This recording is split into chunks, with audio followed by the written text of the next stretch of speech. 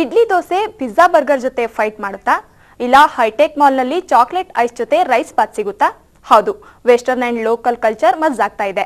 ಜೊತೆಗೆ ಎಲ್ಲಾ ಹೈಟೆಕ್ ಟ್ರೆಂಡ್ಗಳು ಬೆಂಗಳೂರು ಕಲ್ಚರ್ಗೆ ಹೊಂದಿಕೊಳ್ತಾ ಇದೆ. ಇದಕ್ಕೆ ಒಂದು ಉದಾಹರಣೆಗೆ ಓಯಸಿಸ್ ಮಾಲ್ನಲ್ಲಿರುವ ಪಾಲಿನೇಷನ್ ಫುಡ್ ಕೋರ್ಟ್.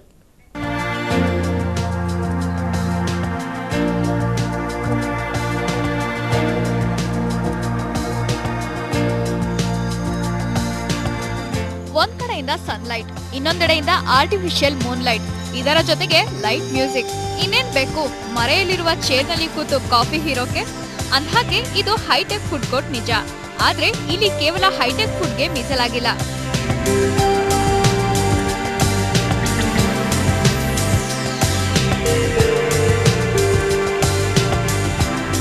ಇಲ್ಲಿ ಸೌತ್ ಇಂಡಿಯನ್ ಮಸಾಲಾ ಐಟಂಗಳು, ಪಿಜ್ಜಾ ಬರ್ಗರ್ ಜಾತಿಯ ಫುಡ್ಗಳು, ಜೊತೆಗೆ ಚೈನೀಸ್ ಜಾಪನೀಸ್ ನೂಡಲ್ಸ್ ಕೂಡ ಅವೈಲೇಬಲ್.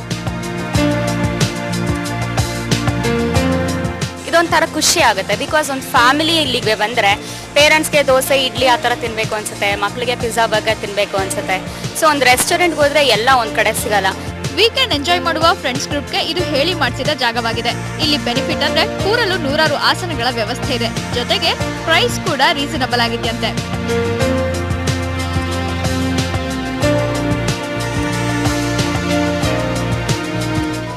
The ಊಟಗಳು ಇದೆಯಲ್ವಾ, you get in a single roof, so it's nice. You have nice varieties. There's Chinese, so and at a low budget you have some of the varieties of North Indian, South Indian, like, and it's a good place to give a party. Oasis ಮಾಲ್ನಲ್ಲಿರುವ ಈ food ಕೋರ್ಟ್ನಲ್ಲಿ 15ಕ್ಕೂ ಹೆಚ್ಚು ಕೌಂಟರ್ಗಳಿವೆ. ಜೊತೆಗೆ non alcoholic ಹಾಗೂ semi alcoholic wine ಕೂಡ ಇಲ್ಲಿ ಲಭ್ಯ.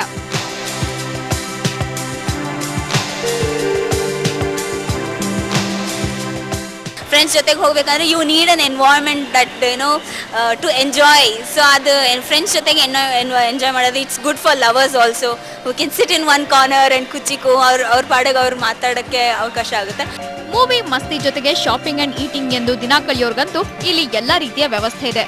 ಒಟ್ಟಾರೆ ಒಂದೇ ಸೂರಿನಡಿ ವಿವಿಧ ಖಾದ್ಯಗಳ ಸಮ್ಮಿಲನವಾಗಿದೆ.